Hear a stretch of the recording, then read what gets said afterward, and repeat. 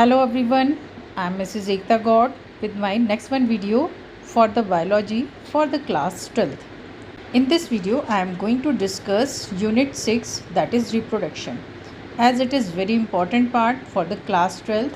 In this unit you are going to study about the reproduction in organisms, sexual reproduction in flowering plants, human reproduction and about the reproductive health. Now today I am going to start with the reproduction in organisms. So one by one I will explain you each and every page of the NCERT book. So just try to be with me and try to understand the things, and if you have any kind of query that you can ask in the comment box. So first I would like to tell you about the reproduction.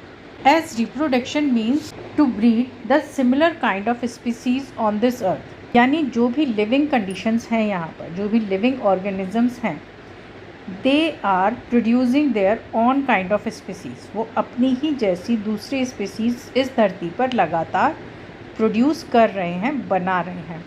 तो ये जो process होता है नई ज़िंदगी को जन्म देना या किसी भी न्यू बर्थ को इस धरती के ऊपर लाना, that is called the reproduction. तो reproduction are of two types. One is the asexual reproduction and second is the sexual reproduction. So one by one we are going to study about these things. देखो, जैसा कि आपको यहाँ पर दिख रहा है कि मैं NCERT बुक से ही मैं आपको पढ़ा रही हूँ, तो आप जब भी आप मेरी वीडियो को देख रहे हैं तो आप अपनी NCERT बुक को अपने सामने रख सकते हैं और उसके साथ ही आप उस चीज़ों को मार्क कर सकते हैं. So as here first you can see the definition of the lifespan. What is the lifespan? As everything whatever is present on this earth has the particular time period of the life, है ना. सबकी as एक particular age है. एक particular human being की as कितनी हो सकती है? अबाउट 70 हो सकती. सेम लाइक यदि मैं आपसे इंसेक्ट के बारे में बात करती हूँ या बटरफ्लाइज के बारे में बात करते हैं या हम किसी भी एनिमल के बारे में बात करते हैं, सो इन सभी का एक लाइफ स्पान होता है. इन सबकी एक एज होती है जिसके अकॉर्डिंग ये इस धरती के ऊपर सरवाइव करते हैं. उतने टाइम पीरियड के लिए वो इस धरती पर रहते हैं और उसके बाद वो मर जाते हैं. तो बच्चों यही लाइफ स्पान कहलाता है. अब यहाँ पर यहाँ से यहाँ तक आप इस पैराग्राफ को अंडरलाइन करें. Each and every organisms can live only for a certain period of time. The period from birth to the natural death of an organism represents its lifespan. अब देखो, कोई भी लाइफ स्पान है वो सभी का सिमिलर नहीं हो सकता. So here can be two conditions for the life span. It may be short as a few days or as long as a few thousand years. अब ये बहुत ज़्यादा कम भी हो सकता है और बहुत ज़्यादा भी हो सकता है, क्योंकि आपने देखे होंगे बहुत बड़े बड़े पेड़ होते हैं, वो बहुत लंबे लंबे टाइम तक सर्वाइव कर जाते हैं. लेकिन जो एक इंसेक्ट है, it is having a very few days, 1 week और 15 days life. So here you have to underline this also. As life span can be short as well as it can be long. So between these two extremes are the lifespan of most other living organisms. Just here you can see lifespan of organisms are not necessarily correlated with their sizes. As crows and parrots look similar, they look like a bird, but their lifespan have the greater difference. ये आप underline कर लेंगे. A mango tree has much shorter lifespan as compared to the peepal tree. Whatever be the lifespan, death of every individual organism is certainty. है ना. Life span कुछ भी हो, लेकिन इतना कंफर्म है कि जो भी जीव हैं, जो भी इस धरती पर लिविंग ऑर्गेनिजम्स हैं, they have to die once, है ना. उन्हें एक बार मरना ज़रूर होगा. As here you can fill the different life span of the different organisms.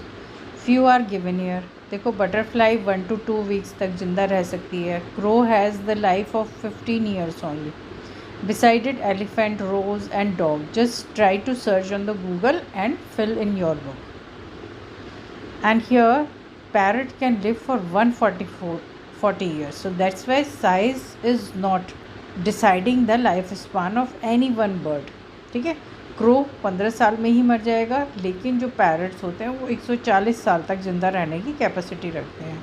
तो इसलिए साइज़ से लाइफ स्पान के ऊपर कोई फ़र्क नहीं पड़ता है। इधर देखो, क्रोकोडाइल हैं वो 60 ईयर्स तक ज़िंदा रह सकते हैं, और टॉर्टॉइज हैं वो 100 to 150 ईयर्स तक ज़िंदा रह सकते हैं। चलो अब हम जानते हैं रिप्रोडक्शन के बारे में। तो बच्चों, रिप्रोडक्शन एक बायोलॉजिकल प्रोसेस है through which biological process that new young ones can reproduce on this अर्थ, है ना। एक ही मच्छर है, उनकी मच्छर की जैसी ही प्रजातियां बनती चली जाएंगी। मैंगो ट्रीज़ है, mango trees are producing continuously mangoes on this earth. guava trees are producing guava trees on this earth. Butterflies are making the same kind of a species. Elephant are reproducing the same kind of little elephants. एक ही जैसी species जब इस धरती पर continuous reproduce होती रहती हैं, वो प्रोसेस रिप्रोडक्शन कहलाता है. So here first line you can underline this much which I highlighted. Reproduction is defined as a biological process in which an organism gives rise to young ones, offspring similar to itself. Later on, what happened? The offsprings grow, mature and in turn produce new offsprings. है ना, ऐसे ही तो life चल रही है. अब जैसे कि आपके दादाजी हैं, आपके मम्मी पापा हैं और अब आप हैं. So the offspring grow, mature and in turn produce new offspring. That this cycle give birth, growth and death. As birth, growth and death. Underline it. So what is the benefit of reproduction? देखो यहाँ पर आपको underline करना है, reproduction enables the continuity of the species generation after generation. तो reproduction क्या काम कर रहा है? क्योंकि एक ही जैसी स्पीसीज़ लगातार बनती जा रही है इस अर्थ पर. आज से ही नहीं, millions of years ago that process is started and continuous that process is going on. So reproduction enables the continuity of the species generation after generation.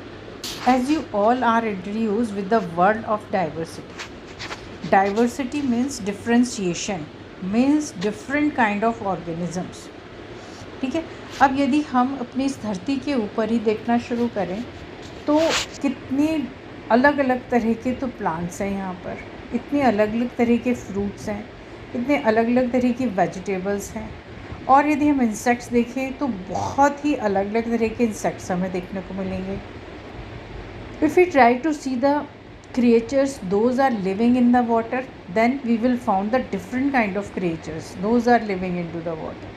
If we start to look towards any kind of organisms, living organisms, then we can found the different varieties and huge varieties. So that means that biology is based on the large diversity.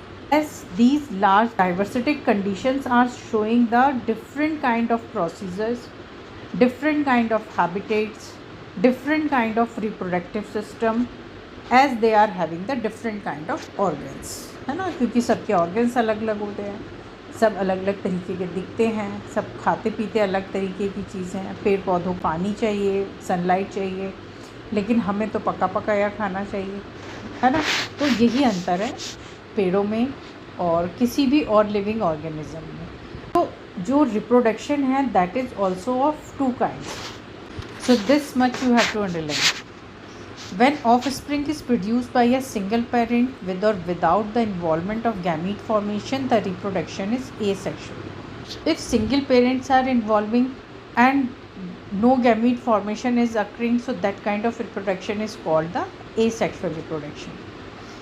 But when two parents are participating in the reproductive process and also involve fusion of male and female gamete, it is called sexual reproduction. तो यहाँ पर सीधी सी बात है, यदि gamete formation नहीं हो रही है तो वो एसेक्सुअल रिप्रोडक्शन में आएगा, और यदि गैमीट फॉर्मेशन हो रही है तो वो सेक्सुअल रिप्रोडक्शन कहलाता है. अब बच्चों, ये जो दो पार्ट्स हैं, ये दोनों ही पार्ट्स, एसेक्सुअल और sexual reproduction, both are having a very detail study. तो अब हम नेक्स्ट शुरू करेंगे एसेक्सुअल रिप्रोडक्शन के बारे में. बहुत ही ध्यान से आप लोग पढ़ेंगे। जब भी आप मेरी वीडियो को देख रहे हैं, आप कोशिश करिए कि आपकी एनसीईआरटी बुक आपके ही पास हो, तो आप बहुत आसानी से मार्क भी कर सकते हैं और उन चीज़ों को याद भी रख सकते हैं।